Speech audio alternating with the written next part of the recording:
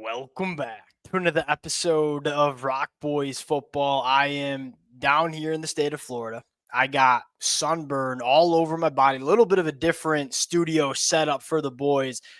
That will not stop me from talking this Oklahoma team as they roll through spring practice, kind of working their way into that first scrimmage of spring ball. And I think you're hearing some really intriguing things if you're an Oklahoma fan. Now, I think we still have question marks about the offensive line, which is going to be a really difficult conversation for us to have, not only in spring practice, but fall camp, because, yes, we got question marks about this Oklahoma offensive line. But I look at the Oklahoma defensive line, the guys that they are going up against in practice, and saying, I don't know if they'll see a better defensive line throughout the whole 2025 year. And so it's kind of hard to get an evaluation, but we do have an idea of what the rotation is shaking out to be. You got some new wide receivers that are really stepping up as well. John Mateer doing John Mateer things. Want to get into a few storylines before we do, and as always, to the Oklahoma fans, it's really been a blast talking this football team, and this is going to be a really fun football team to talk about in the offseason. I've been very vocal that the range of outcomes for Oklahoma is very wide, but the ceiling for Oklahoma, if some of the things kind of fall the right way, this can be a much dangerous team than I think a lot of people give them credit for. Appreciate you guys rocking with it. If y'all do enjoy the content, consider subscribing to the channel. Without further ado, let's get into, I think, the first big takeaway, and that is the new wide receivers are shining. And I might just have to put my hand up and say, hey, maybe I was wrong. I wasn't really impressed with the wide receivers that Oklahoma brought in, especially losing some really quality football players to the transfer portal in the offseason. I didn't know if the pass catchers were going to be good enough around John Mateer. Now, we know we got the guy in Deion Burks. He's working through an injury. As long as he's healthy to start 2025, he is the wide receiver one. But I think for a lot of Oklahoma fans, all right, who's wide receiver two, wide receiver three, I think that we are starting to figure that out. Giovanni Gibson, a guy that flashed early on, continues to make plays for Oklahoma, probably going to work there out on the boundary. And then Isaiah Satania from Arkansas, who was actually a guy that I thought sneaky was a really good addition, guy that's played in the SEC, has looked, solid, but I thought there was probably some untapped potential there for Isaiah, a really highly touted kid coming out of high school. Him working from the slot sounds like he's going to be a ball player for Oklahoma too. And I think here's what's unique about Deion Burks. Here's what makes Deion Burks such a valuable asset for Oklahoma. Probably best as a slot wide receiver, but you can line up Deion Burks just about anywhere on the football field, and he's going to do his thing. And so if Isaiah Satang is kind of stepping up as a slot wide receiver, all right, Deion Burks, you're going to work maybe a little bit more at the Z out on the boundary. When you have a versatile wide receiver like Deion Burks, it becomes a lot easier to get your best pass catchers on the football field. And that's what it is shaping out to be early. Giovanni Gibson, Deion Burks, Isaiah Satang, your three difference makers at wide receiver. And you have to give a shout out to Jaren Kanak as well. I don't know. I mean, I know the Oklahoma fans are rooting for Jaren Kanak, a fan favorite, and for good reason. You can put me in that category too.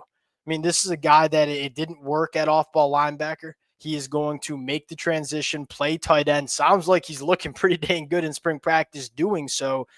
You talk about, and it's so rare in these days in college football to have guys that are just loyal to the program.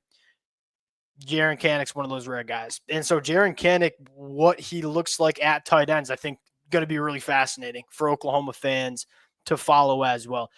That's not to sleep on Ivan Carrion or a guy like Zion Reagans or a guy like Jaden Gibson coming back from injury, because I think there are some things there for those young wide receivers, but it does sound like you're getting some separation. And for Oklahoma fans, I don't think you care who it is that's separating. You're just happy to hear separation and saying, hey, we got some guys that we got through the transfer portal that sound like they're going to help this team in a big way. Number two, John Mateer, I got to change this banner. John Mateer making plays and no turnovers. That's the big storyline for Oklahoma fans, where you go back to, spring practice, fall camp, all we heard was, Jackson Arnold struggling to keep the ball out of harm's way. My favorite thing about John Mateer, and we've talked about it, look, if you give him a good offensive line, you give him good pass catchers, he is going to play like one of the best quarterbacks in the SEC, arguably the best quarterback in the SEC. One of the things I love most about John Mateer is one of the best quarterbacks in the country at, hey, I'm going to be a difference maker. I'm going to get myself out of trouble. I'm going to throw off platform. I'm going to make high level throws, but I'm also not really going to put the ball in harm's way all that often. That's kind of what you're hearing from John Mateer through the early portions of spring ball. Not to mention what you're hearing off the football field, where he is just, commanding the locker room, which you didn't have from your quarterbacks last year. I mean, you were so young at quarterback and you had so many question marks on this Oklahoma offense in general.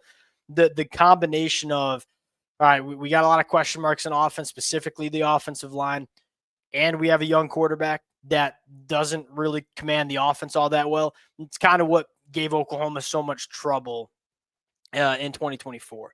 Last one, biggest storyline for me. Look, if we get enough intel that's telling us this Oklahoma offensive line is going to be better than it was in 2024, I will immediately be buying stock in Oklahoma. It's by far the biggest question mark. And I don't think we were all that surprised to see the offensive line struggle in 2024, because all we heard in spring ball and fall practice was this offensive line is banged up and it's struggling to block the defensive line.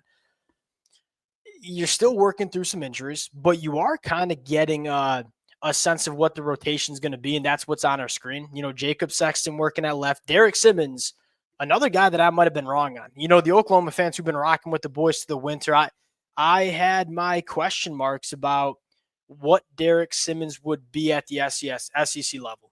Was a solid tackle at the FCS ranks coming from Western Carolina. I had question marks about could he be a starting tackle in the SEC. Look, if Derek Simmons is looking good in spring ball against guys like R. Mason Thomas and Marvin Jones, my confidence in Derek Simmons as a starting tackle for Oklahoma goes up in a big way. Now, the inside of the offensive line ain't no questions about that. We know what the interior offensive line is going to look like, and I think it's going to be a pretty damn good unit. If you figure out the tackles, that's a question mark.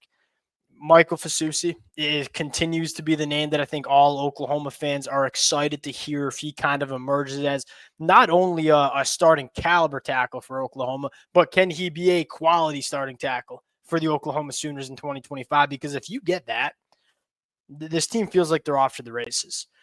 Going to the defensive line, you're hearing really good things from both your starting edge rushers in Marvin Jones Jr. and R. Mason Thomas.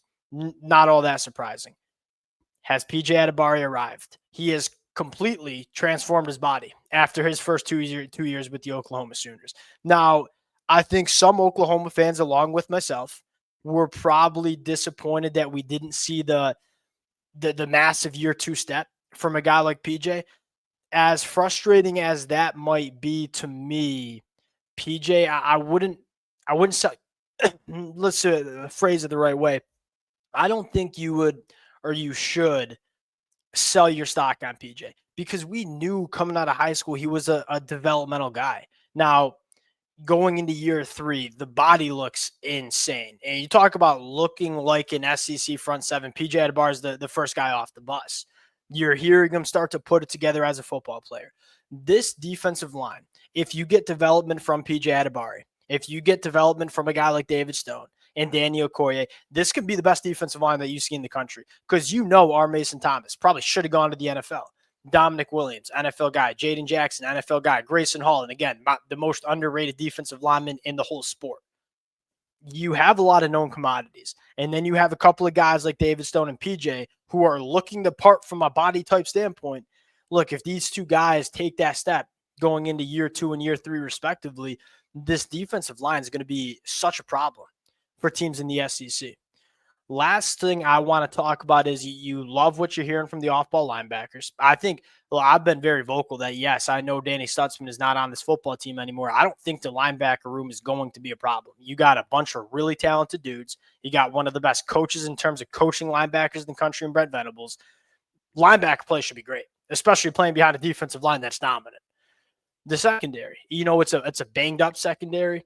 It's a young secondary at points as well. Hearing some really good things from a guy like Reggie Powers playing the cheetah position. Hearing some really good things about a guy like Robert Spears-Jennings coming back at the safety spot. You have some question marks about what it might look like, but you also have a lot of really talented guys in the back end as well. And that's a good spot to be going into spring ball. I continue to be fascinated about this Oklahoma team. We got our first spring scrimmage in the books.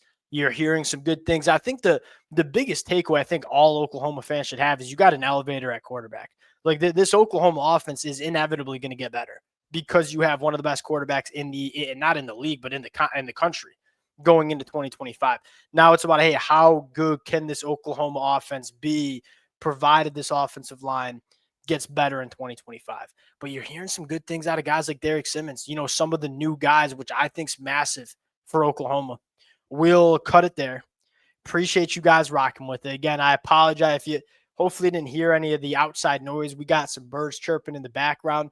I wanted to get up and talk about some Oklahoma football. Appreciate you guys rocking with it. If y'all do enjoy the content, consider subscribing to the channel, and we'll talk to y'all later. Peace.